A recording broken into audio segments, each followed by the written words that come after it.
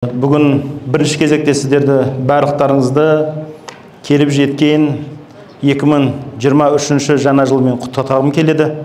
Ең бастысы барлықтарыңызға алдыңызға 2023 жыл қойған мақсаттарыңызға жетулеріңізге тілектеспін.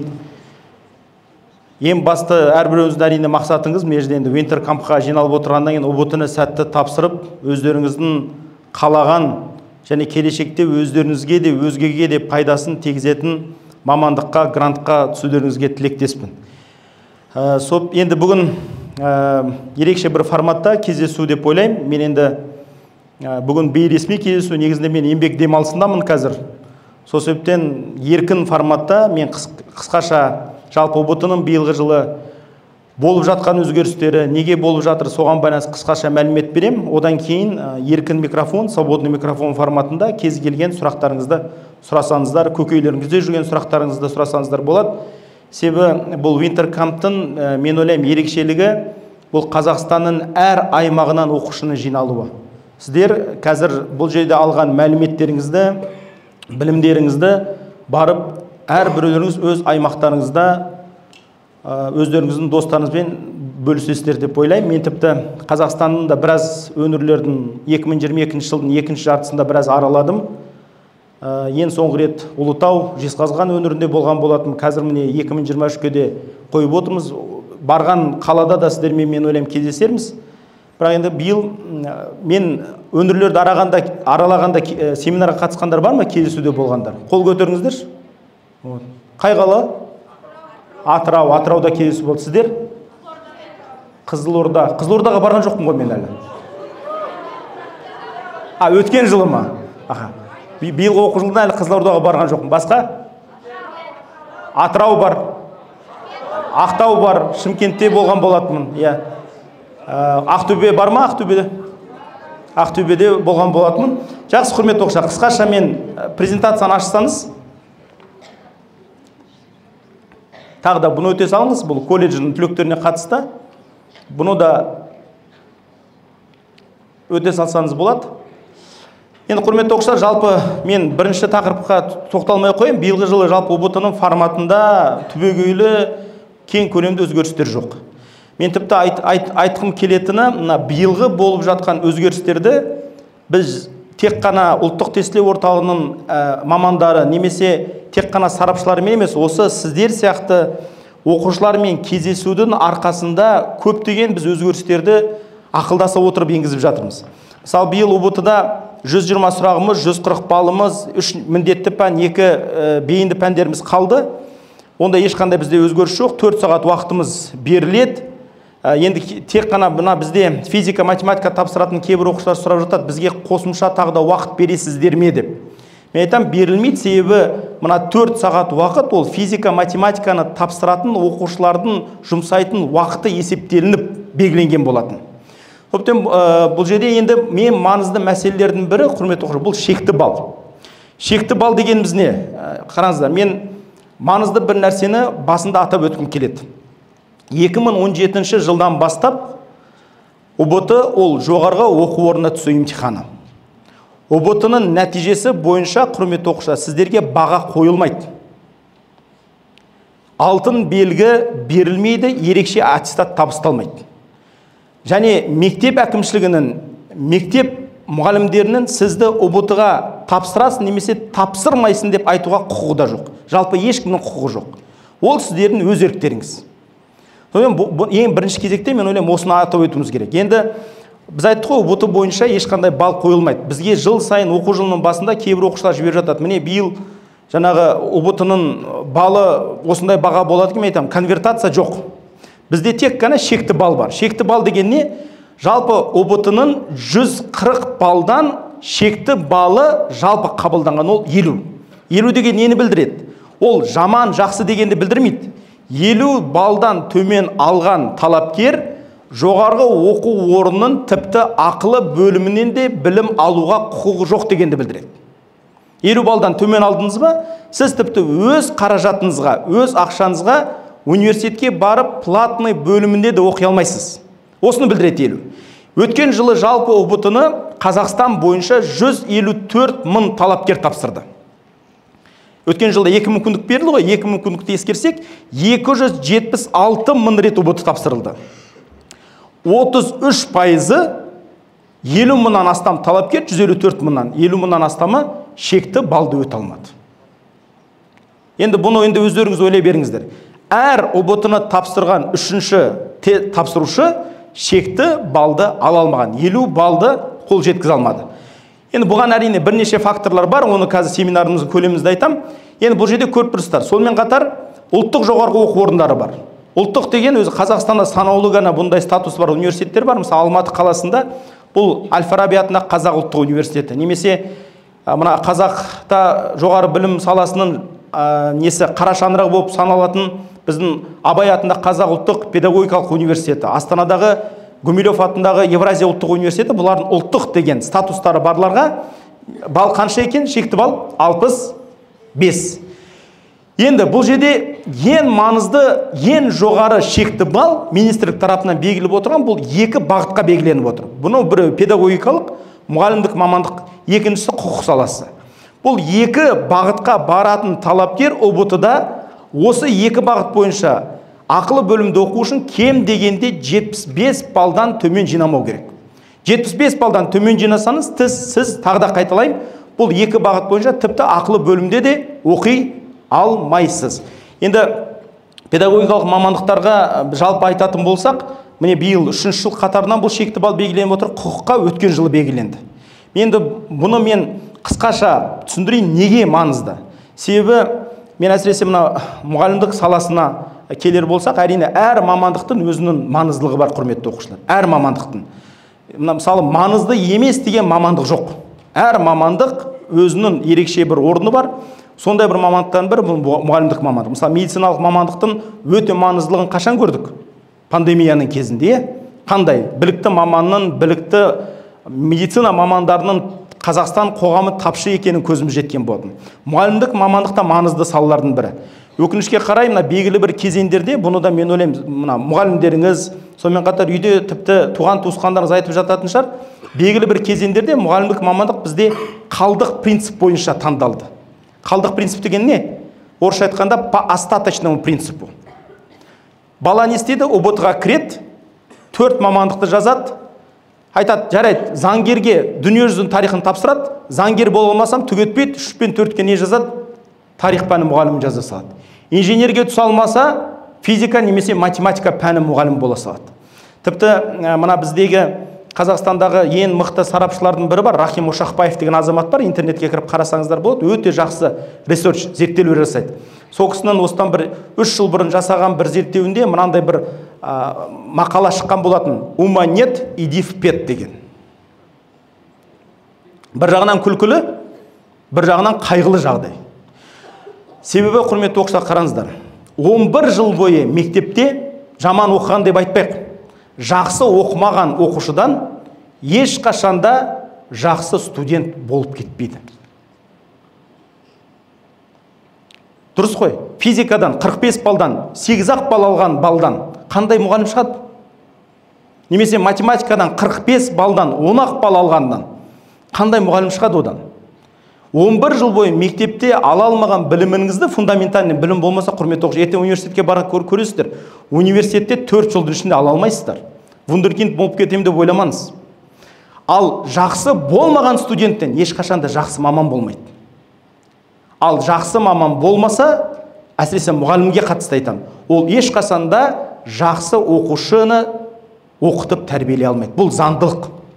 Соның нәтижесінде мынандай шешім қабылданды. Кейбір кезде маған оқушылар хабарласып айтады, аға, тым болмағанда мына 75 емес 70-ке түсірсеңіздер, маған бір 5 балл жетпей тұр. Пожалуйста, 70-ке түсіріңіздер деп. Мен айтам, біріншіден менің сонымен қатар ұлттық тестілеу орталығының бұл балды түсіруге немесе көбейтуге құқығы жоқ. Бұл барлығы комиссияның алқалы кеңестің шешімімен қабылданады. Тіпті менің қолымда болған жағдайдың өзінде де мен бұл балды түсірмеуші едім. Тіпті мен сіздерге мынандай бір нені айтайын, қызық жағдайды. Біз өткен жылы мына 75-ті мұғалімдік мамандыққа 80-ге көтеруге жоспарлаған болатынбыз 2023 жылы. Бірақ қабылданған жоқ.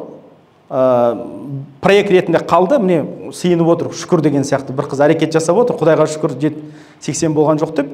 75 болып қалды. Бірақ мен айтар едім, бұл өте маңызды мәселе. Қазіргі кезде қараңыз, мен сізге 1-2 статистика берем. Мұғалімдік мамандыққа мына 2022 жылы грантқа түскен талапкерлердің орташа балы, құрметті оқушылар, 94,4 балл.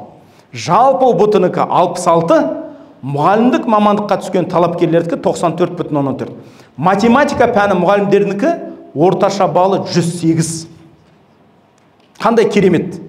Демек, жақсы оқитын оқушылар мұғалімдік мамандыққа барса, демек, ол жерде де не болады? Жақсы өзгерістер. Енді мұғалімдердің қазір жалақысын өсіп жатқандығы туралы, қандай жағдайлар жасалып жатқан, қандай қадамдар бар екен, мен ойлаймын, оны менен де сіздер жақсы білесіздер, естіп жатырсыздар.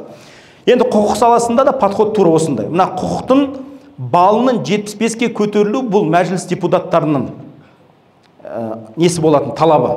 Бұнда түсінесіздер. Себебі құқық деген ол тек қана юрист емес қой. Ол сот жүйесі, ол прокуратура, одан кейін ол кеден қызметі бәрі, соттен бұл балдар да биылғы жыл осылай 75 болып бізде қалып отыр. Енді денсаулық сақтау медициналыққа 70, әр пән бойынша, құрметті оқушылар, 5 балл. Бұл да жыл сайын бізде оқушыларда туындайтын бір сұрақ, бейінді пән 7 балл болады екен, 10 балл болады екен. Жоқ, құрметті оқушылар. Тағы да қайталаймын, әр пән бойынша сіз тапсыратын кем дегенде неше жинау керек? 5 балдан төмен болмау керек. Мысалы, сіз 120 балл алдыңыз, бірақ Құдай сақтасын, математикалық сауаттылықтан 4 балл алып қалсаңыз, өткен жыл бізде болды бір оқиға. Бір оқушы 92 алған, математикалық сауаттылықтан 4 балл алды, сертификатыңыз не болады? Жарамсыз болады. Жалпы ұпайыңыз жоғары болғанына қарамастан, егер кез келген бір пәннен 4-5 балдан төмен алсаңыз, онда не болады? Сертификатыңыз жарамсыз болады. Келесі, презентацияны ашыңызшы. Енді мысалы, мынандай бір мысал берейік. Араныздан бір оқушы математика пәні мұғалім болғысы келеді. ұбт-дан қанша балл алды дейік? Мысалы 80 балл алды дейік. Бірақ ол айтады, мен грант конкурсына қатыспаймын. Мен ата-анамның қаражаты да, ақшасы да жетеді. Мен ақылы оқимын дейді. Қанша балл алып тұр? 80. Айтады, мен Астанадағы Евразия ұлттық университетіне барып, өз ақшаммен платно оқи берем дейді. Балы жетіп тұр ма? Кезде проходной қанша еді бізде? Педагогикалық мамандыққа 75, баланыкі қанша? 80. Ұлттық университеттері қанша еді бағана? 65. Бұныкі қанша? 80. Жетіп тұр ма балы? Оқи ала ма Евразия ұлттық университетінде? Қабылдай ма оны? Қабылдамайды. Неге? Себебі, құрметті оқушылар, мына жерде мен сіздерге мысал ретінде келтірдім. Осыдан 3 жыл бұрын жоғарғы оқу орындарына өздерінің шекті балын қоюға құқық берді. Әр университет өзінің шекті балын қоя алады. Мұнда көріп тұрсыздар ғой, мысалы қараңыздар. Гумилев атындағы Евразия ұлттық университеті дейді, математиканы, предпоследний неде, математика мұғалімдерін даярлау қанша балл деп тұр? 85 деп қойған олар. Евразия ұлттық университеті атады. Меған дейді, тіпті 85 балдан төмен алсан, тіпті өз қаражатына ақылы бөлінбей де келіп менде оқи алмайсың. Мысалы, қазір кезде мына техникалық мамандықтардың ішінде, самый престижный специальность технический, это қайсы? IT саласы, да?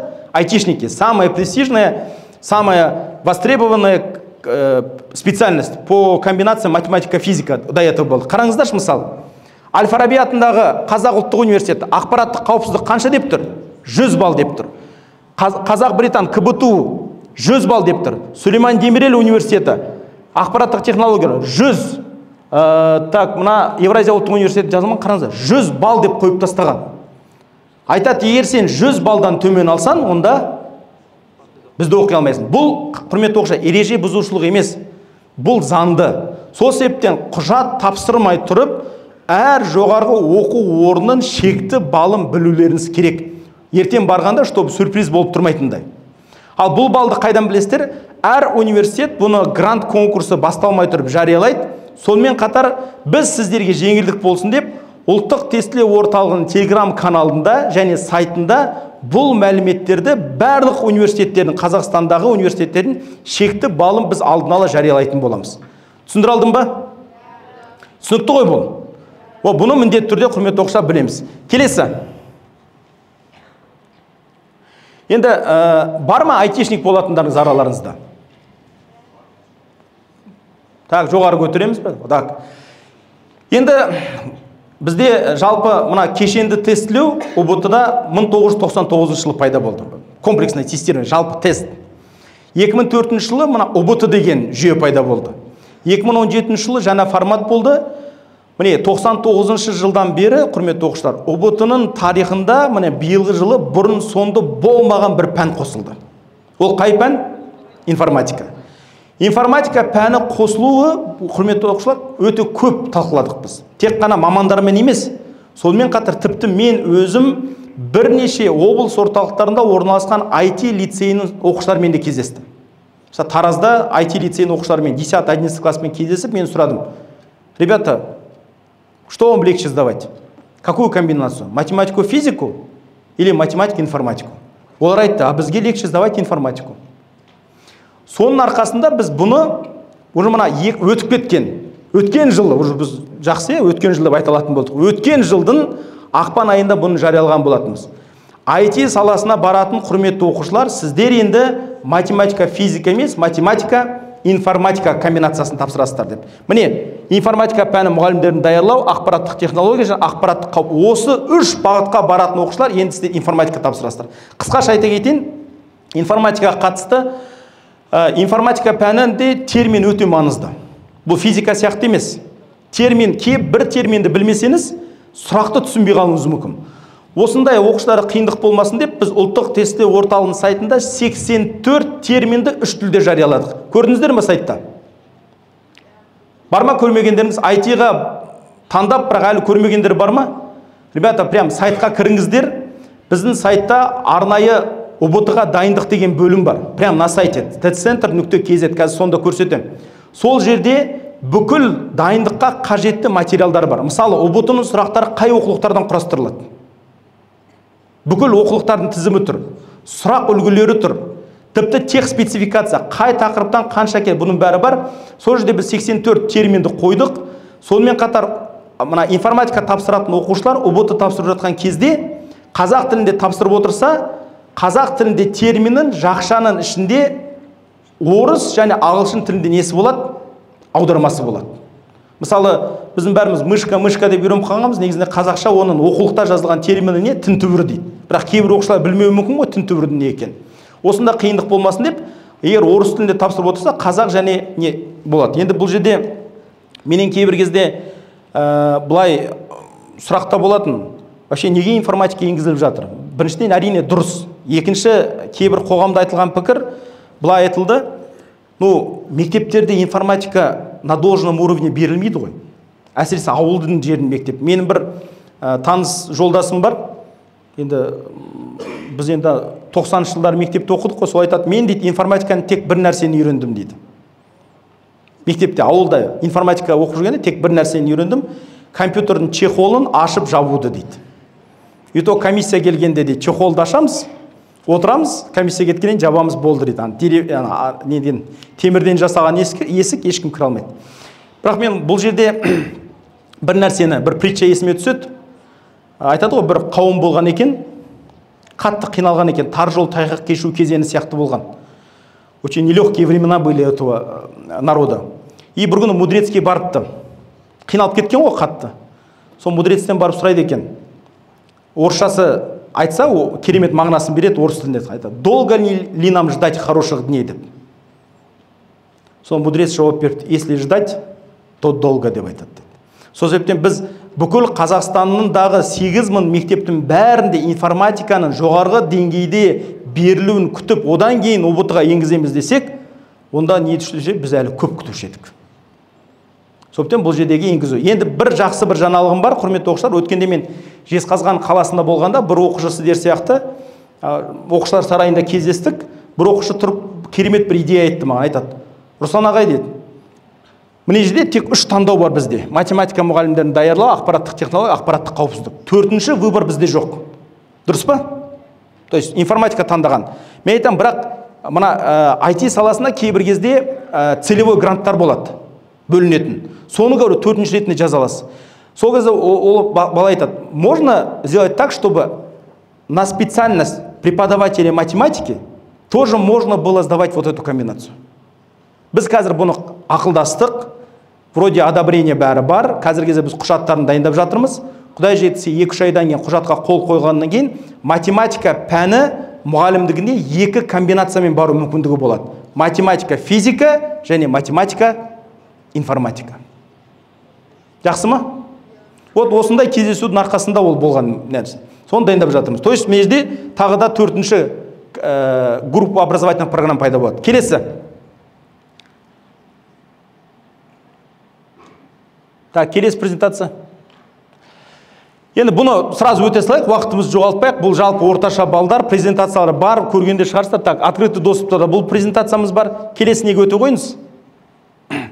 Енді биылғы жылы 2 маңызды бір өзгеріс, бұл кішігірім бір өзгеріс.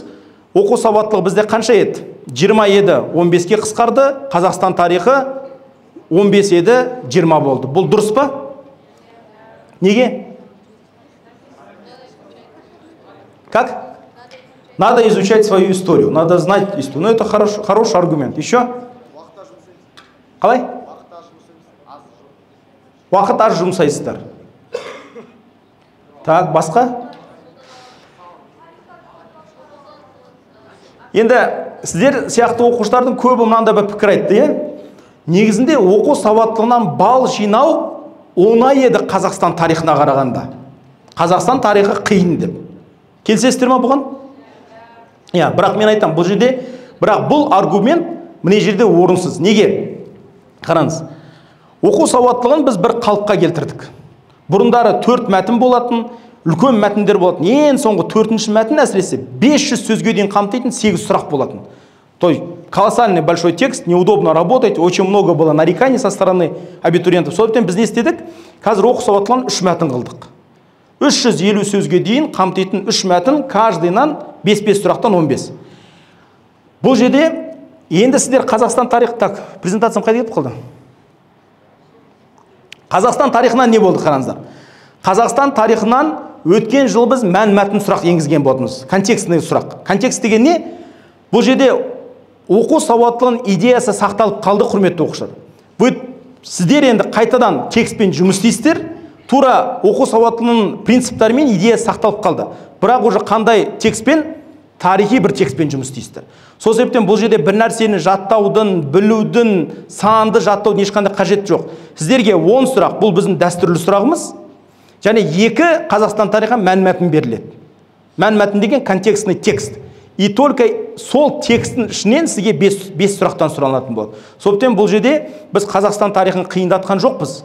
Керісінше Қазақстан тарихының мына жаттауға бейімделу несін алдық. Мен енді әрқашан оқушылармен кездескенде айтам, бұрынғы кезде болды ма? Бізде әрине болды Қазақстан тарихында. Мына көп нәрсені жаттатқызатынбыз. Адамдардың есіміні, мысалы мынау древнекаменные стоянки болатын. Надо было все стоянки зубрить. Даталар болатын. Мен тіпті өткенде Ақмола облысында Көкшетауда болғанда оқушыларды көріп бір сұрақ есіме түсіп жатыр. Оны да сіздерге айтайын. Просто какой вопрос? То есть откуда докуда мы развиваемся деген сияқты мәселе ғой. Бұрындары Қазақстан тарих пәні мұғалімдер болса, менің сөзім дәлелдей алады деп ойлаймын, или старый базамен жұмыс істегендеріңіз болса, Кенесары Қасымұлының көтерілісі бар, білесіздер, восстание Кенесары Қасымова 1837-47 жылдар аралығында болған, бұл 100 датаның ішінде бар. Сол Кенесарының көтерілісіне байланысты мынандай бір сұрақ болатын. 1844 жылы дейді. Сұрақты қараңыздар.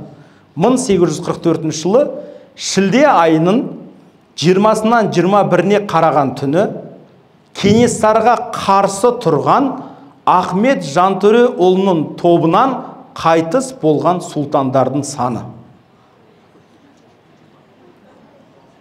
Қалай сұрақ? Күшті ма? Білесіздер ма сұлтан саны қанша екен? 1800 неше дедім бағана? 44. Демек неше сұлтан қайтыс болды? 44 сұлтан. То есть ол 44-ші жыл болғаннан кейін 44 сұлтан қайтысқан жоқ, это просто совпадение. Случайность қой, но осындай сұрақтар болды, құрметті оқушылар. Я помню, на русском языке история Казахстана тоже была, количествоға байланысты. С 1357 по 1380 год сколько ханов сменилось на Золотодинском троне деген. И там идут варианты более 20, 30, 40, 50 деген сияқты. Но это же не показатель знания истории, это просто факты, ребят. Зубрежка это не означает знание. Сол себептен біз қазір сұрақтарды мына мәнмәтінді енгізудегі басты мақсатымыз сіздерді тек қана Қазақстан тарихын басқа пәндерге де қатысты бұл. Мысалы, ағылшын тілінен. Бар ма ағылшын тілін тапсыратыныз? Кто английский сдает? Вот. Бұрындары елтану деген бөлім болды. Елтану деген не? Бүкіл Англиядағы маңызды достопримечательностьті сұрайтын. Tower Bridge, там, не знаю, Темза River деген сияқты бәрін сұрайтын. Сонымен өткен жылы бір оқушылармен кездескенде маған айтады бір оқушы. Ағай дейді, вот зачем нам зубрить вот эти все достопримечательности? Главное наше знание же английского языка. Біз эксперттермен ақылдастық, и өткен жылы елтануды алып тастадық. Қазір кезде жоқ.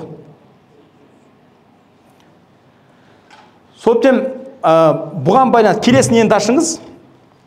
Келесі презентациямызда. Енді бұны қуандыңыздар ғой бұған, е? Қол шапалақтап қойыңыздар бұған.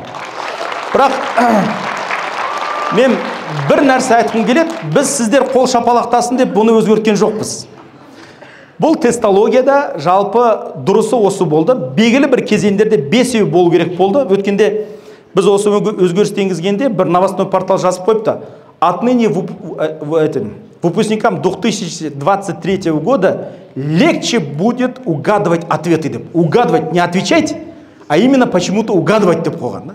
А қазақ тілімен айтқанда тисе терекке, тимесе бұтаққа деген принцип қой. Бірақ ол үшін істелген жоқ, құрметті оқушылар. Бұл жалпы қазір кезде әлемдік стандартта SAT-ді алыңыз, SAT-ды алыңыз, TOEFL-ды алыңыз, IELTS-ды алыңыз, бәрінде осындай принциппен етіп отырмыз. Біз енді мынаны 8-ді 6-ға қысқарттық, бірақ бұл жерде 3 дұрыс жауапқа дейін болу мүмкін принципі қалды.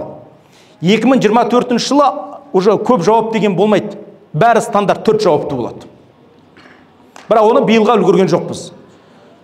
Сіздерге де ойлаймын, бұл үлкен бір жеңілдік. Соптен бұныған жалпы түсінікті и жағымды бір жаңалық. И дұрысы осы болғаннан кейін ары қарай кеттік. Келесі презентациямыз жасыңыз.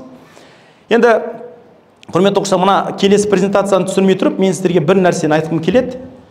Мына бізде қоғамда мынандай бір дұрыс емес пікір қалыптасқан. ОБТ-ның сұрақтарын ұлттық тестілеу орталығының қызметкерлері ғана құрастырады. Олар мүлдем сабақ бермейді.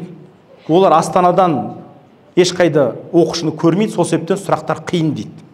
Немесе кейбір айтады, ОБТ-ның сұрақтарын тек профессорлар ғана құрастырады екен, сол себептен ол өте қиын деп. Мен айтайын сіздерге, ОБТ-ның сұрақтарын, құрметті оқушылар, ұлттық тестілеу орталығының қызметкерлері құрастырмайды. Біздің қызметкерлер, біздің центральный аппаратын, олардың қызметі ұйымдастыру. Мына бүгін ағаларыңыз жүр ғой, бейджиктап, органайзер деген не тағып алған. Тура сол сияқты ұйымдастырады олар. Сұрақты құрастыратын кәдімгідей сіздерге мектепте сабақ беретін практик пән мұғалімдері. Бүкіл Қазақстаннан біз олар жинаймыз. Бұл бір. Екінші, кейбір орталықтар, кейбір телеграм каналдар болады. Әсіресе мына телеграм каналдар өте опасны. Олар не істейді?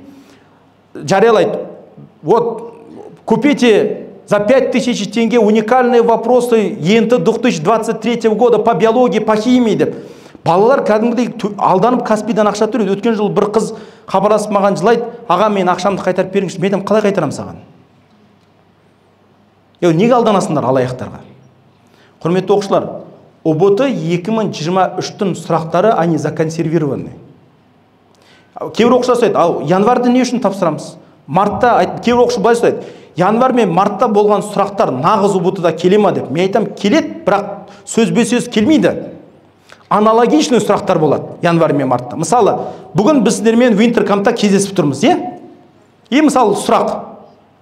Wintercamp'та оқушылармен кездесу өткізген 11-ші сынып оқушылармен кездесу өткізіп отырған Емелбаев Русланның қызметі. Қазмұнайгаздың президенті, денсаулық сақтау министрі, ұлттық тестілеу орталығының директоры. Енді бұл оқиғаны білетін адам ойланады, так, 11 сыныптар кездесіп отыр, значит, бұл ұлттық тестілеу орталығының директоры болу керек дейді. Енді келесі жыл бұл сұрақты қалай ауыстырамыз? Қаңтар айының басында ұлттық тестілеу орталығының директоры Емелбаев Руслан оқушылармен кездесті. Қандай кампта? Summer камп, Autumn камп деген сияқты. То есть бұл жерде жаттау, сол себептен мен айтам, жаттауға тырыспаңыздар. Егер жаттасаңыздар, онда облом боласыздар. Вот почему некоторые қаңтардан наурызда жақсы алып жүреді де, ОБТ-ға барғанда почему у многих провал? Почему у нас 33% сдающих основной ЕНТ не смогли преодолеть пороговый уровень, ребята? Потому что они просто зубрили. Они надеялись, что те вопросы, которые они вызубрили с телеграм-каналов, они надеялись на то, что те вопросы, которые были на январском ЕНТ, на мартовском ЕНТ, в точь-в-точь, без изменения точки запятой им попадутся. Нет, ребята, такого. Если вам кто-то объявляет о том, что вопросы продают и говорит, что это настоящие вопросы, настоящие ЕНТ, не верьте никому. Они никому недоступны. Даже мне. Түсіндіре алдым ба? Сенбеңіздер. Алаяқтар өте көп. Әсіресе ОБТ жақындағанда көп каналдар пайда болады. Енді ОБТ-ны жалпы неше рет тапсыра аламыз 2023 жылы? 5 рет тапсыра аласыздар. Оның міне біреуі тіркелгендер бар ма? Қаңтар на январский ОБТ-ға қол көтеріңіздерші. Прям молодцы, все прям. Тіркелдіңіздер ма? Нормально тіркелдіңіз? Сайт не зависал? Это какой город у нас? Шымкент, сіздер қай қала? В Караганда ближе к Астане, из-за этого не зависало, господи. Он имеет сайт зависает. Конечно, когда вот основной поток, когда идет, первые дни, конечно, у нас с сервером проблемы есть. Мы это признаем, работаем над этим, ребята. Қаңтар ОБТ. То есть 3 рет сіздер ақылы тапсырасыздар. Қаңтар, наурыз және тамыз төлем ақшасы 4230. Және қаңтар ОБТ-ның, ребят, оқушылар, сертификаты тек ақылы бөлімге ғана жарамды. Енді бізді қызықтыратын ең маңыздысы ол не? Грант ОБТ. Оның бірнеше атауы бар. Грант ОБТ, негізгі ОБТ, нағыз ОБТ, орыс тілінде кейбірде настоящий ЕНТ дейміз. Вот эти не настоящие, как бы январские, мартовские, а вот он настоящий. Понятно.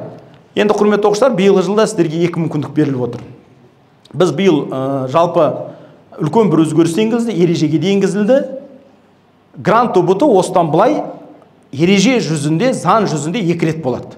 Бізде ана жыл сайын біле алмайтын ғой, 2 рет па, 1 рет па деп білесіздер ғой. Өткен мысалы 2022 түлектері қатты қиналды. Оларға тек сәуірдің басында ғана айтылды. Ойлаңыздаршы, какой психологический стресс қалай болды? Не знаю, давайте сколько раз будет. А сіздерге біз уже оқу жылының басында айттық. Құрметті оқушылар, алаңдамаңыздар, сіздер 2 рет тапсырасыздар деп. 2 рет тапсырасыздар, өздеріңіз тіркелесіздер, бірақ бір но бар, құрметті оқушылар, әзірше комбинацияны ауыстыруға болмайды. Қаңтарда, наурызда, тамызда ауыстыра берсеңіздер болады. Мысалы, қаңтарда физика, математиканы тапсырып, наурызға барған кезде дүниежүзі тарихы мен ағылшын тілін тапсырсаңыз болады. Бірақ грант ОБТ-ға тіркелген кезде қай комбинацияны көрсетсеңіз, екеуінде де соны тапсырасыз. Математика, физика деп таңдадыңыз ба, екеуінде де математика, физика тапсыратын боласыз.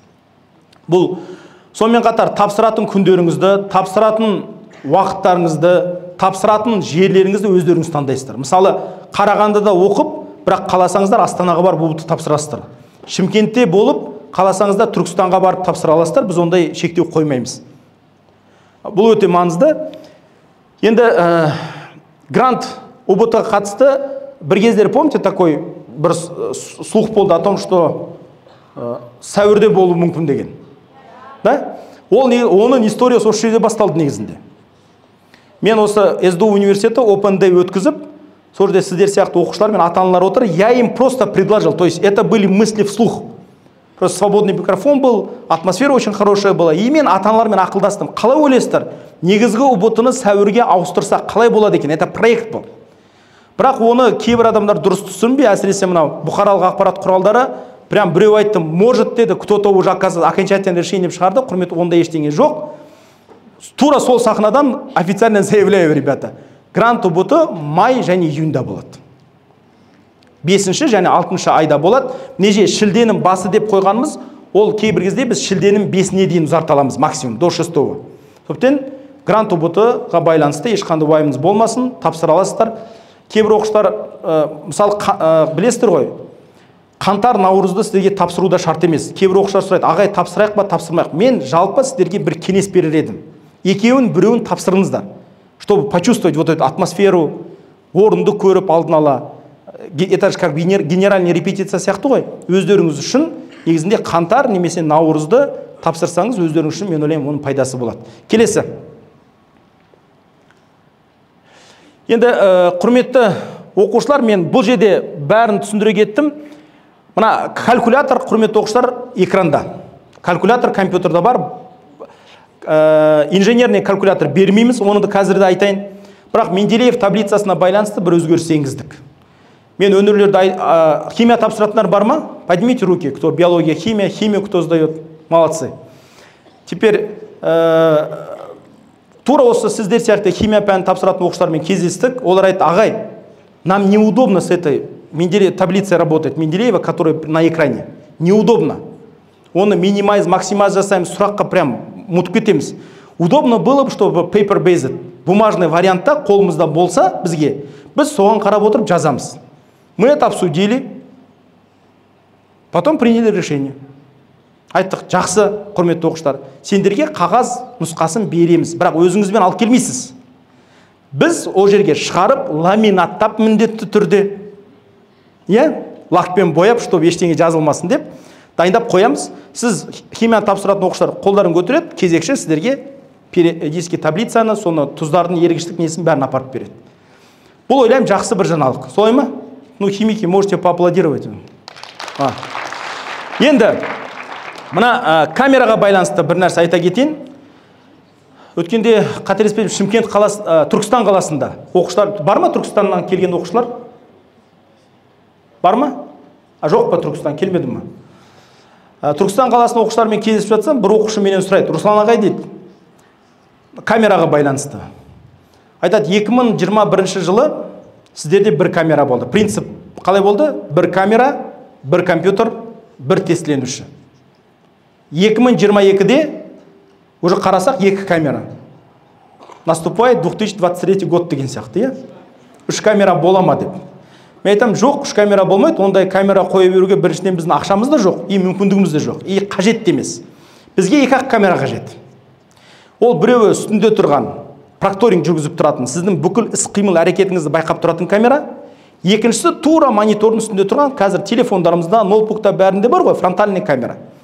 Енді бұл фронтальный камераның мақсаты не? Біз мына осы камераларды қосқан кезде әсіресе кейбір адамдар тарапынан өте үлкен критика болады.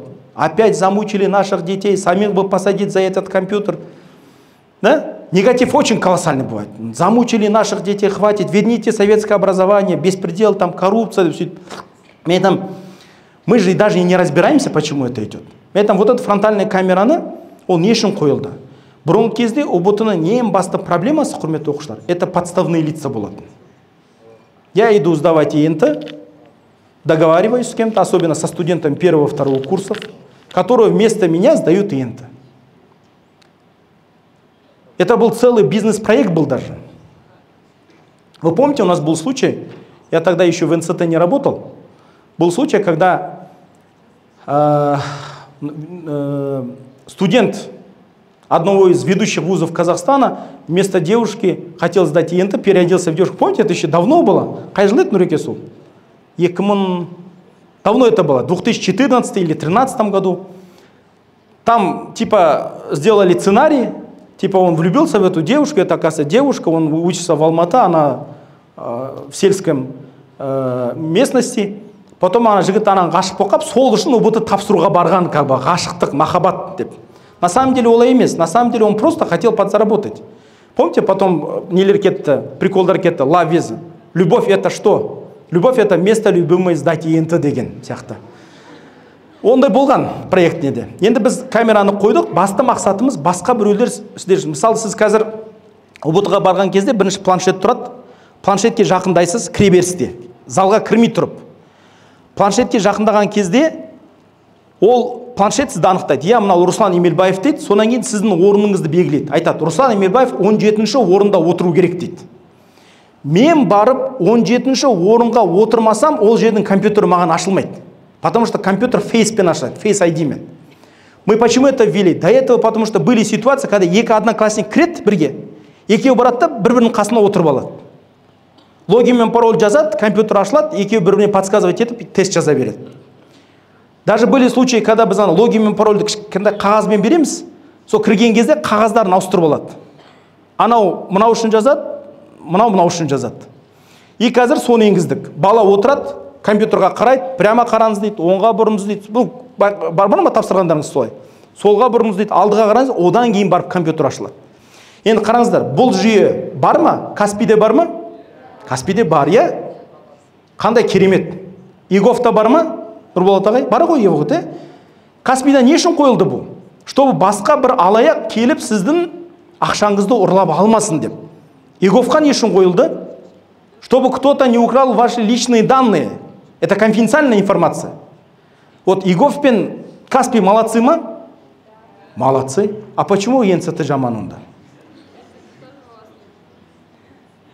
Мы же стараемся тоже, чтобы кто-то грант не украл. Сол себептен бұл жерде объективный оценка бола білу керек. Құрметті достар, сон бұл өте ердің бірі. Онлайн тест жазып жатсыздар ма, пробный? Мы, ребята, уже второй раз подряд, мы по три варианта қойып отырмыз. Бұны УБТ-ға дейін біз жалғастырамыз. На официальный сайтта біздің бесплатный пробный 3 варианта. Сейчас, по-моему, даже уже 6 стало. Сіздерге қол жетімді. Біз оны ай сайын 1,5 айда бір рет обновлять етіп отырамыз. Ол сіздерге мен ойлаймын үлкен мүмкіндік. Кәдімгідей біздің тарапымыздан УБТ 2022-де болған сұрақтарды біз қойып отырмыз. Келесі презентацияны ашсаңыз.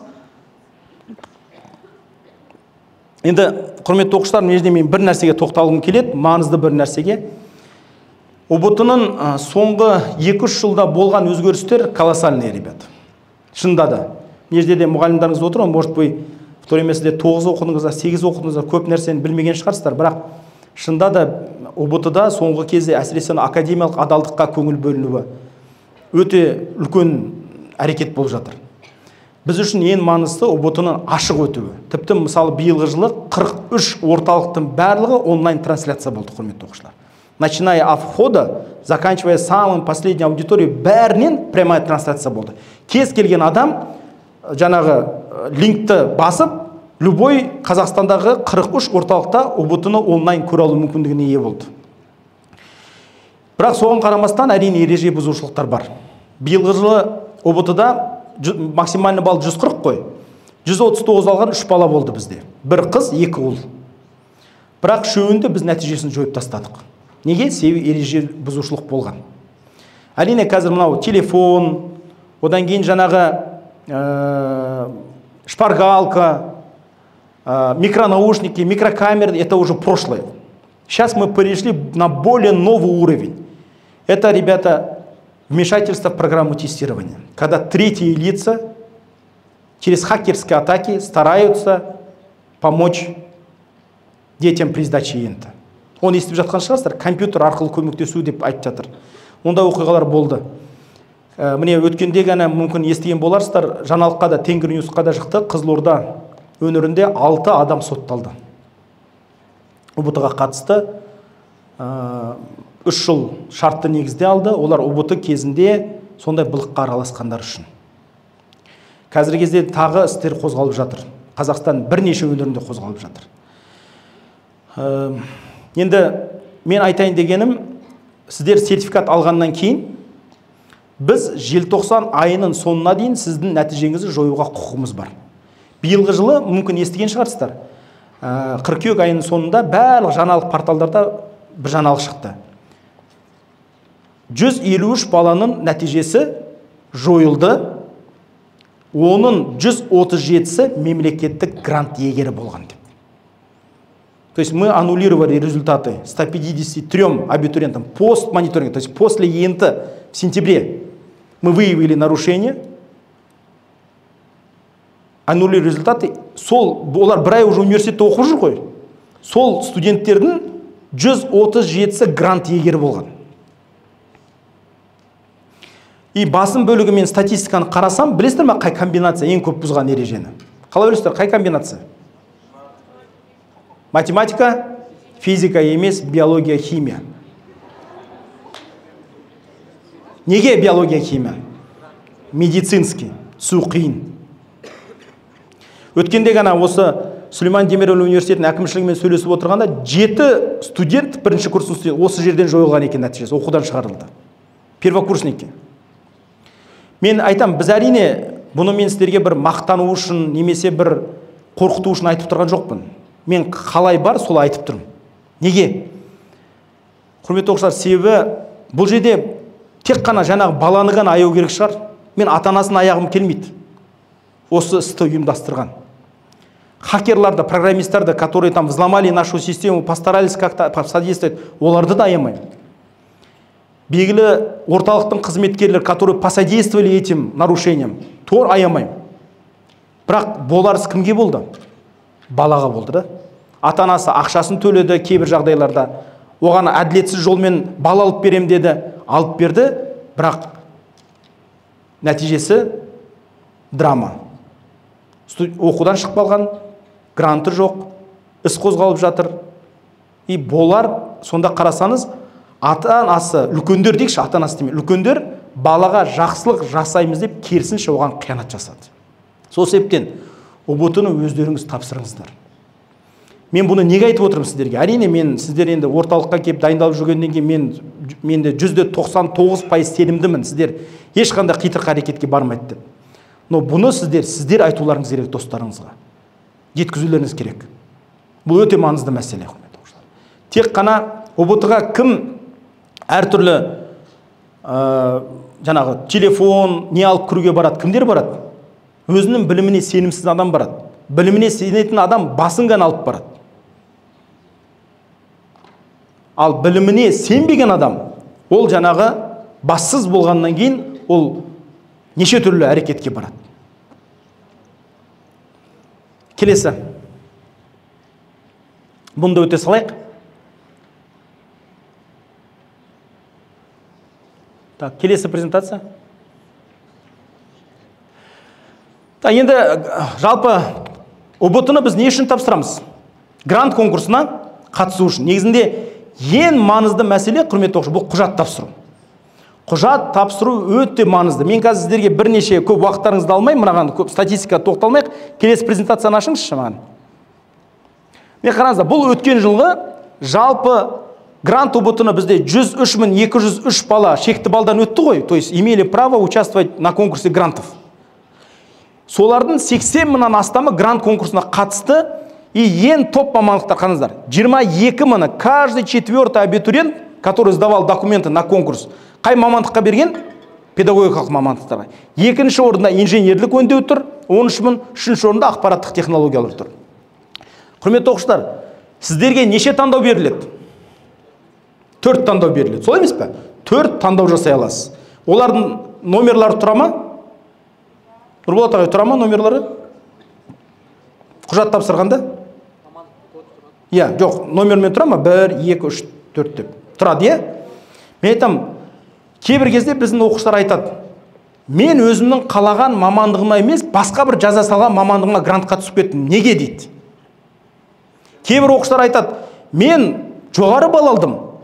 Мен бірақ өзімнің қалаған мамандығына түскен жоқпын. Бірақ Нұрболат ағай деген мен кластасым, ол менен төмен алды. Но он менің қалаған мамандығыма грантқа түсіп кетті. Почему? И потом начинаются всякие мысли. Заговор деген сияқты. Мен түсіндірейін. Қысқа, элементарный, золотые правила, ребята. Бір, қараңыз. Мысалы, менде 2 шет тілі мамандығына грантқа түскім келеді. 2 шет тіліне. Өткен жылы, 2022 году, осы мамандыққа 119 балмен түскен. То есть последний абитуриент, который зацепился за грант, 2 шет тілі бойынша, ол 119 алған. Ол өткен жылдың нәтижесі. Биылғы жылы біз білмейміз ғой. Менен кейбір кезде оқушылар сұрайды, ағай, 2023 жылы грантқа проходной қанша? Мен айтамын, мен білмеймін. Гранттың проходнойын мен нақты білу үшін сіздер барлықтарыңыз ұбт тапсыруларыңыз керек. Солай емес пе? Бірақ біз өткен жылғы статистика бізге прогноз береді. Мен мысалы айтам, 115 балл алдым. Менің шансым бар ма 119-бен 2 шет тіліне түсуге? Жоқ. Оқушылардың көбінің құжат тапсырған кезде ең басты істейтін қателігі бірінші мамандыққа, бірінші жазға, таңдауға балы жетіп тұрған мамандықты жазып қояды. Потому что қорқады, а мен грантқа түсе алмай қалсам не болады деп. Мысалы, мен 2 шет тіліне барғым келеді, бірақ мен қорқам, 119 ғой, мен 115 алдым. Қорқып тұрмын. Алдында не істедім? Біріншіге аударма ісін жазып қойдым. Переводческий дел. Өткен жыл 115 болған, оған балым жетіп тұр. Біріншіге аудармасы дедім, екіншісіне 2 шет тіл дедім, 3 пен 4 жаздым, все, теперь жду. Ребята, там программа, искусственный интеллект қой, он же білмейді ғой менім. Ол айтады, так, Емелбаев Руслан, твой первый приоритетный выбор не? Екі шет тілі. Значит, мен бірінші кезекте қай мамандық бойынша конкурсқа қатысам? Аударма ісі бойынша қатысам. Мені бірінші аударма ісі бойынша компьютер алады, қатысады, менің балым жетіп тұр ма ол мен грантқа? Жетіп тұр. Мен грант алдым ба? Мақсат орындалды ма? Компьютер не істейді мені? Шығарып тастайды. Все дейді. Руслан, ты сам выбрал. Менің бірінші мамандығым деп.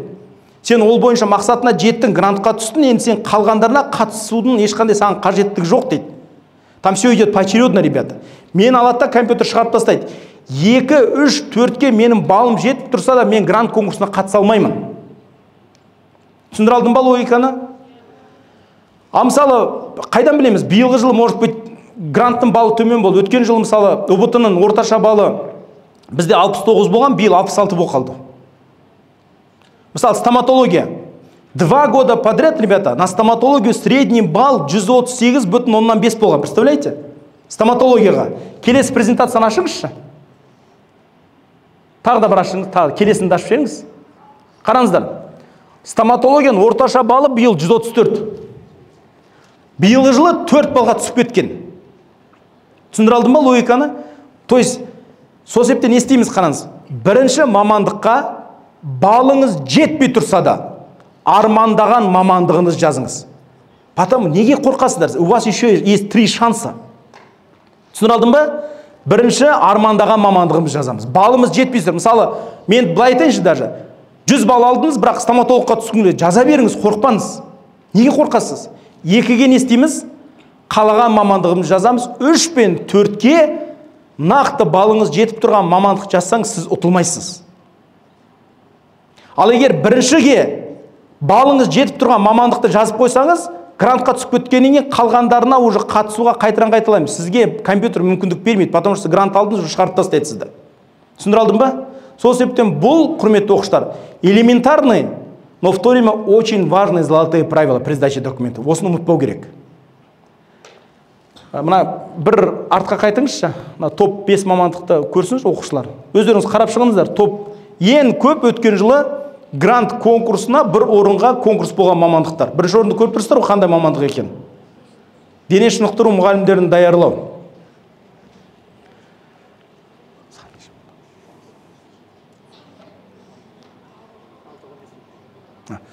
Құрметті оқушылар, сұрақтарыңыз бар ма? Вопрос. Сұрақтарыңыз болса, микрофон бересіздер ме или қалай? Оқушылар, сұрақтарыңыз болса?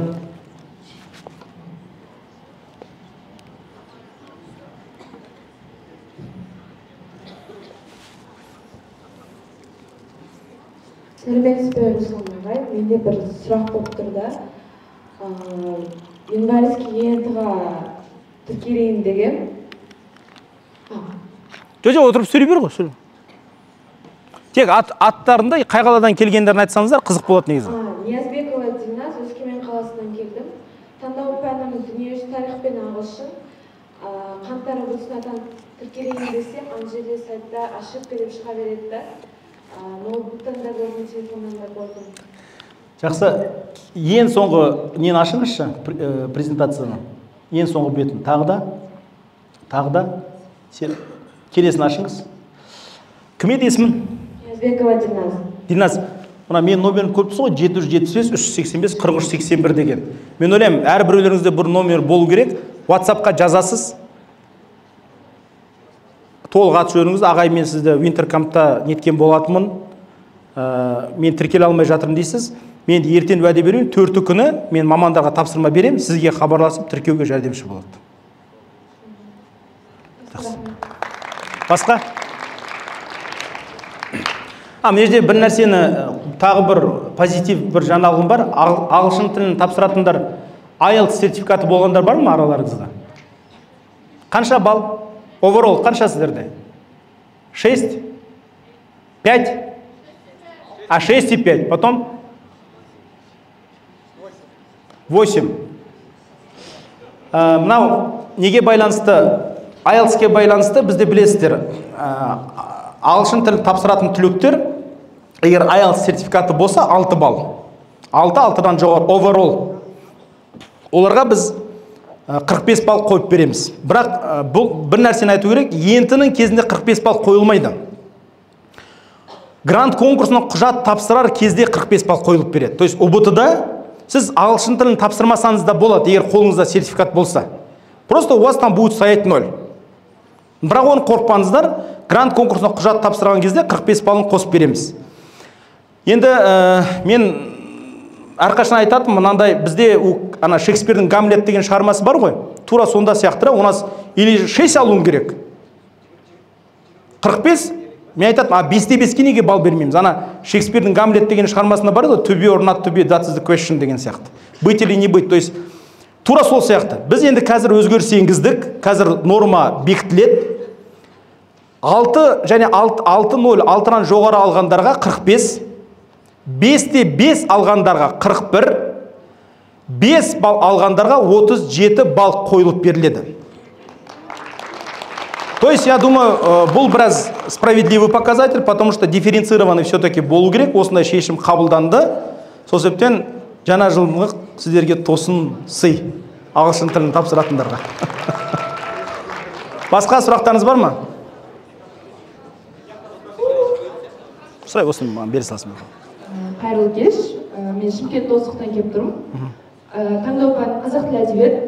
Сол қазақ тілі әдебиеттен сұрайын дегенім, бізде ұлттық тестілеу орталығы берілген шығармалар бар. Солардан бөлек, мысалы, автордың, мысалы, роман берсе, бізге поэмасынан сұрақтар келіп қалу мүмкіндігі бар ма? Қазақ тілі әдебиетін тапсыратын талапкерлер ең белсенді талапкерлердің бірі. Әсіресе мен WhatsApp-тан білемін, өткен жылы маған ұйқы бермейтін тіпті. Өте белсенді, и жазғанда да өте ұзақ жазады. Целый роман жазып қояды маған. И біреу жазады, одан кейін бүкіл қазақ тілі әдебиетін тапсыратын оқушылардың бәрі спам жасайды, ана маған бәрі переслайд етеді. Ондай істеудің қажеті жоқ, біріншіден. Екіншіден, біз шығармаларды бекіттік қой. Сол шығармалардан ғана болады. То есть біздің шығарманы бекітудегі мақсатымыз да сол. Бізде көп оқушы айтады, мысалы, шығарма өте көп, қай шығарманы оқимыз? Біз 100 ба қанша? 100 емес, 61 деме ма шығарма бекіттік қой, тек солар ғана болады. Олардан тыс болмайды. Екінші, қазақ тілі әдебиетін тапсыратын оқушыларды мысалы айтады, бізде кейбір сыныптарда 4 баспаға дейін бар. Соның қайсысынан келеді? Жалпы құрметті оқушылар, УБТ-ның сұрақтар құрастырып жатқанда ол жерде принцип бар. Егер бір мәлімет тек бір оқулықта болып, қалғандарында болмаса, ол мәлімет сұралмайды. Немесе бір мәлімет екі оқулықта бір-біріне қарама қайшы келсе де, ол да сұралмайды. Бұл сұрақ құрастырудағы жалпы принциптердің бірі. Жақсы. Басқа? Сәлеметсіз бе? Саламатсыз. Менің атым Аққожаева Гүлза. Мен Астана қаласынан келгем. Мен биохим пәндерін тапсырып жатырмын ОБТ-да. Сол мен қоятын сұрағым, сіз жаңа Менделеев кестесі туралы айтқансыз. Сол кесте бізде черно-белый форматта бола ма? Цветной береміз. Цветной бола ма? Ұят қой черно-белый берсек. Ұлттық тестілеу орталығы болып тұрып.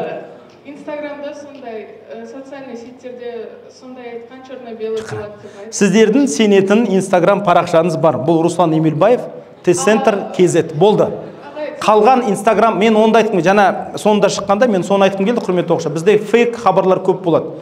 Әсіресе УБТ жақындағанда. Сіздердің өзі мына бүкіл мәліметті ресми түрде алатын негізгі қайнар көздер бұл бір ұлттық тестілеу орталығының әлеуметтік желілері, сонымен қатар телеграм каналда бар, сонымен қатар министрліктер, сонымен қатар осы үш мекеменің және оқу ағарту министрлігі, ғылым және жоғарғы білім министрлігі және ұлттық тестілеу орталығының басшыларының жеке парақшасы да ресми ақпарат көзі болып есептелінеді. Ол жерге бір ақпарат ресми шықпай, басқа бір жерден алынған нелерге сенбеңіздер. Сосын Менделеев кестесі старый форматта бола ма? Старый дегенде там 12 және 18 деген не бар, е? Ол мен химик емеспін, но қазір кезде сіздерге керекті несі біздің сайтта тұрған соны қоямыз дейді. Біз оны талқылаймыз. То есть ең дұрысы қайсы сол қойылады деді. Мен енді химик емеспін. Қасыңыздағы оқушылар. Здравствуйте, меня зовут Халовый Мирас, я из города Атырау. У меня вопрос. Был ли когда-нибудь на ЕНТ вопрос, сколько лошадь... Не было, не надо. Сколько зубов было у лошади Чингисхана? Не надо аплодировать. Все, вопрос этот? Да. Я думаю, не очень вопрос. И, во-первых, и хочу сказать... Не хочется узнать просто. Я отвечу. Ты какого года рождения? 2006. Ты 2006 года рождения. Я говорю, когда еще не было термина такого, как фейк, этот фейк появился еще в 2003 году, когда только вводился формат ИНТ, ребята, это был фейк. То есть в то время такого понятия даже как фейк не было. Но это фейк уже был, ребят, не было никогда такого вопроса, сколько зубов у коня Чингисхана. На этот вопрос еще мои предшественники, руководители НЦТ еще отвечали. Но вопросы, которые ориентированы на фактологию были. Я только что пару примеров привел, ребята. Мы сейчас над этим работаем, но я могу однозначно на 100% сказать, как бывший учитель, бывших учителей не бывает же, как учитель по истории Казахстана, я сам по специальности учитель истории, я могу открыто сказать, что такого вопроса на базе ЕНТ никогда не было. Хорошо, спасибо. Так. Сәлеметсіз бе, Руслан ағай, мен сізге екі сұрағым бар. Біріншісі, база қанша пайызға ауысады және де әр оқушыға әртүрлі нұсқа дайындалады ма? Ал екінші сұрағым, біз осы ұлттық тестілеу орталығында пробный тесттер жасаймыз, бірақ неге бізге калькуляторды экранға шығарып беруге рұқсат етілмейді? Біз оны үйренуіміз қажет қой. Жақсы. Өте орынды сұрақ. Біріншісіне қатысты. Бұрындары естеріңізде болса, жаңалықтарын айтатын, жыл сайын 30%-ға база обновляция етеді деп, мен айтам, қазір олай емес. Бізде определенный бір қазір стандартизация жоқ ондай. Сұрақтар ауыстырылады, бірақ бағана мен келтірген мысал ретінде түсіндіңіздер ме? Сұрақтың ауысуы суть, негіз өзек қалады, сұрақтың құрылымы ауысады. Сондықтан бағанада айттым ғой, егер сіз тек қана сұрақтарды жаттап алумен болсаңыз, сіз қиналып қаласыз. Бірақ егер тақырып пен материалды меңгерсеңіз, онда сұрақтың құрылымы қаншалықты ауыса берсін, соған жауап бере алатын боласыз. Бұл бір. Екінші, жаңағы пробный, сіздер қазір мына біздің жеке серіктес болған Юстадидің базасында барып пробный тапсырып жүрсіздер. Ол жерде пока программада калькулятор жоқ. Біздің программисттер ол бойынша жұмыс істеп жатыр. Мен енді қазір қаңтар деп айта алмаймын, но біздің бұл платный бутыларда бар, бірақ пробныйда біз где-то март айында ол калькулятор шығарып береміз. Әзірше жоқ, оны білем. Здравствуйте, меня зовут Мухтар Айталхан, я из города Атырау и сдаю предметы математика и география. Я хотела спросить, я когда сдавала платный и бесплатный ЕНТ, я замечала очень много ошибок. И как мне выбирать правильный ответ, если в самом условии ошибка? Я вот имею в виду, вы... Микрофон қалдырыңыз, у меня вопрос, чтобы более точно ответить. Какой бесплатно вы сдавали? На сайте? Официально на сайте. На сайте, прямо на сайте у нас НЦТ. Да. И также я сдавала... Ребят, смотрите, насчет того, что вы бесплатно сдавали и там было очень много ошибок, я насчет этого сомневаюсь, потому что эти вопросы прошли проверку. Я уверен, что там вот таких колоссальных ошибок, как вы приводите, таких нет. Я свой номер дал. Если есть, приведите примеры, и мы посмотрим, проверим. Но я уверен, первое. Второе, те пробные, которые вы сдавали на базе Юстади, это не наша база. Это база, которую составляет сам частный партнер Юстади. Они сами занимаются разработкой. Мы им предоставляем нашу базу, но вот прям перед 15, по-моему, декабря, то есть начало учебного года, та база, которая была у них, это была старая база и была разработана ихними разработчиками, не нашими. Неофициальные. Мы только вот в конце декабря только предоставили им новые варианты. То есть это тоже надо учитывать. Но мне вот это вот ваш аргумент о том, что бесплатно, когда на официальном сайте есть ошибки, прям напишите, укажите, посмотрим. Если надо будет, я скажу специалистам, что прямиком с вами связались и этот вопрос отработали. Саламатсыз ба? Менің есімім Ерсултан Нұрдәулет. Қызылорда қаласынан келдім. Менде сізге сұрақ. Бізде мектепте заставлять етеді да, пробныйға барыңдар, ақшасын төлеңдер, баруларың керек деп. Заводчтарда, мұғалімдерде біз статистика шығаруымыз керек, барасыңдар деп міндеттейді кәдімгі. Болмаса, ата-анамызға звондап жаңағыдай там кепіш шығарады. Ол міндетті ме олай баруым менің? Біріншіден, кім еді есімің? Нұрдәулет. Нұрдәулет, олай мектеп сені мәжбүрлеуге құқығы жоқ. Бағанада оны айттым. Егер қай мектеп дедің? 15. Қызылорда, е? Қызылорда. Жақсы, сөйлесейді мен. Мен не үшін айтып тұрған жоқпын? Кәдімгі айтып тұрмын. Бізде бұндай оқиғалар болды. Мектеп директоры балаларды ұбт-ға бармайсың деп айтқан, немесе барасын деп міндеттеген. Негізінде, құрметті оқушылар, тағы қайталаймын, олай мәжбүрлеуге ешкімнің сізді негізі құқығы жоқ. Иә, мен бұл маған естіген, просто видеоға түсіріп алу керек болды да бұл. Мен хабарласқанша сен мектептен шығып кетіп жүрме. Ассалаумағалейкум. Мен Алтынбек. Уалейкумассалам. Тараз қаласынан осы қызық сұрақ мен математикадан мен өзім ұбт бойынша. И если мен сол ұбт бойынша сол бір шығармашылық пән жазсам, мысалы архитектура, сол бола ма дейсіз? Өте жақсы, мен бағана бұны айтайын дегенмін, қараңыздар. Шығармашылыққа баратын кім еді есімін? Бектас. Бектас, е? Бектас, шығармашылыққа баратын оқушылар, олар тек 2 пән ғана тапсырады. Сіздер когда ұбт-ға регистрация боласыздар ғой, сол кезде егер сіз шығармашылық деп белгілеп қойсаңыз, сіз ұбт-ға барғанда тек 2 пән ғана тапсырасыз, және басқа пән тапсыра алмайсыз уже, болды. И грант конкурсына барар кезде де сіз тек шығармашылыққа ғана бара аласыз, потому что сіздің сертификатыңыз 2 ғана пән тұрады ғой. Сол себептен бір лайфхак. Мен балаларға айтам, шығармашылыққа баратын оқушылар, егер сендер 100% өздерінің нақты шығармашылыққа барам дейтінде сенімді болмасаңыздар, сіздер лучше ұбт-ға кіргенде 5 пәнді тапсырып шығыңыздар. Вариант 1 ретінде 5 пәнді тапсырып шығасыз. Егер шығармашылыққа барам деп жатсаңыз, итакта сіз 5 пәннің ішінен 2 пәнмен шығармашылыққа бара аласыз.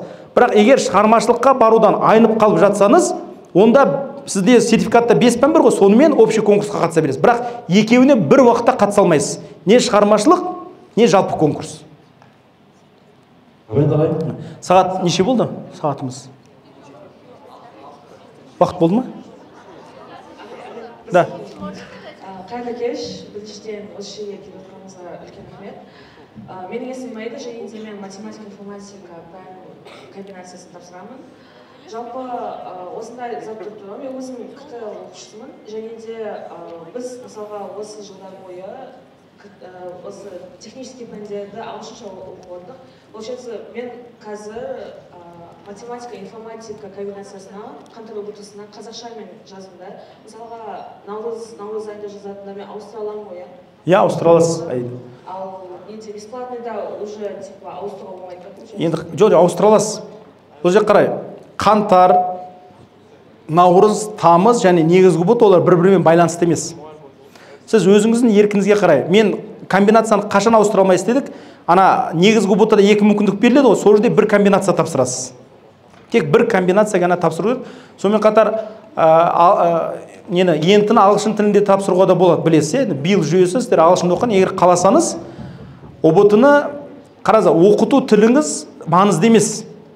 Сіз қазақ тілінде оқып жүріп, ұбт-ны орыс тілінде тапсырасыз. Немесе орыс тілді мектепте оқып, қазақша, ағылшын тілінде де тапсырсаңыз болады. Бірақ ол жерде тек Қазақстан тарихы не орыс тілінде тапсырасыз, немесе қазақ тілінде тапсырасыз. Да.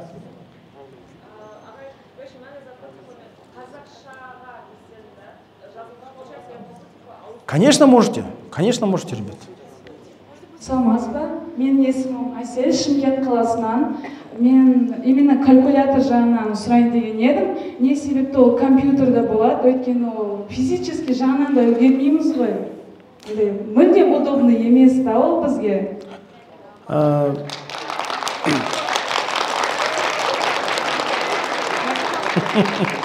Енді мен биылға айтайын. Биылғы жылы ондай форматты біз қарастырып, бір кездері бізде ондай бір опыт болған, экспириенс, калькуляторды беру сияқты, бірақ қазіргі кезде ондай жоқ, ол компьютерда қалады. Себебі оның бірнеше себептері бар. Ол мысалы калькулятордың біз ол жерге оны бетіп бекітіп қойымыз керек. Оның алдында болды калькуляторлар. Кейіннен алынды, может келешекте қойылып жатар, бірақ 2023 жылға калькуляторды қою әлі бізде көздеп отырған жоқпыз ондайды. Компьютердағы калькуляторды қолданасыздар. Ең болмаса хотя бы сол тест-центрдің өзі берсе бізге калькулятор. Жоқ, біз берсек итак өзіміз береміз. Сізге алып келуге рұқсат бермейміз. Недегі компьютерлер вообще енді басқанша еще олар кішкентай болып тұрады ғой. Нет, өткен жылы мы модифицировали. Өткен жылы калькуляторды біраз жігіттер жөндеді. Мен өзім барып та жұмыс істеймін ғой. Сіз қашан тапсырдыңыз? осы юстадиде тапсырған өзінде. Ол проб, нет, это, ол пробный да. Вы вообще калькуляторды әлі көрген жоқсыз. Сіз бір январь ұбытына кіріңіз, калькуляторды көріңіз, потом давайте обменяемся мыслями. Алғанғы жылы тапсырғандар айтқан кішкентай. Көп нәрсе айтады, Әсен. Надо своими глазами увидеть. Мен сізге как институттың директоры өткенде бір қызық болды, бір мұғаліммен кездесіп отырсам, маған айтады, шығармашылыққа баратындар математикалық сауаттылық тапсырады екен ғой деп. Мен айтам, тапсырмайды десем, сіз точно сенімдісіз ба дейді. Мен айтам, как понять деймін, сізге кім айтса маған дейді, Талдықорғанда бір мектептің завучы айтты. Сонда деймін, сіз завучқа сенесіз, маған сенбейсіз ба деймін. Вы сперва сдайте январьда калькулятормен, тапсырып көріңіз, потом давайте мнением обменяемся. Құрметті оқушылар, қазір былай істейік. Сіздердің уақыттарыңыз қазір, по-моему, ужин бар ғой деймін. Мен әлі осында болам. Егер жеке сұрақтарыңыз болса, прям келіңіздер, межеге асықпай, сұрақтарыңызға да жауап беруге дайынмын. Жалпы жұртты ұстамайық. Сейчас давай спущусь.